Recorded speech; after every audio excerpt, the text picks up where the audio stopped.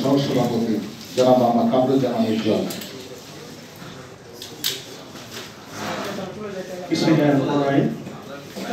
বাংলাদেশ সরকারি কর্মচারী কল্যাণ ফেডারেশন কর্তৃক আয়োজিত আজকের সংবাদ সম্মেলনের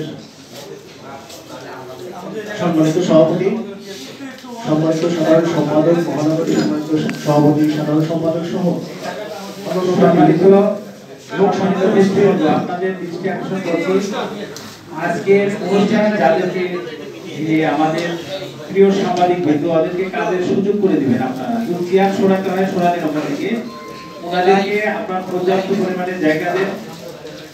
ওনারা যদি আমাদের এই সাংবাদিক সম্মেলন সঠিকভাবে উপস্থাপন না করতে পারে তাহলে এটা জাতির কাছে পৌঁছানো সারা বাংলাদেশের কর্মচারী যাবে না। তাদেরকে আপনারা সর্বোত্তম সুযোগ করে দিবেন। ধন্যবাদ।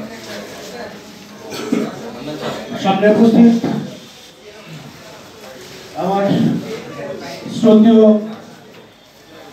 এবং সম্মানিত ইলেকট্রনিক মিডিয়া, প্রিন্ট মিডিয়া, আপনাদের উদ্দেশ্য করে আজকে আমাদের এই সংবাদ সম্মেলন। আমাদের দাবি সম্মুখে আমাদের নেতৃবৃন্দ আমাদের দাবি পাঠ করে শোনাবেন।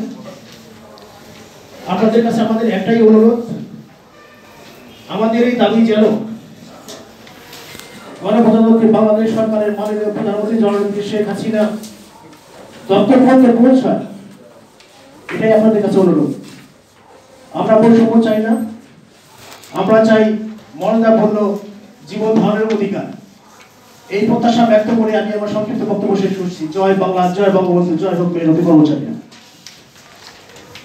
সংক্ষিপ্ত আকার বক্তব্য রাখবেন বাংলাদেশ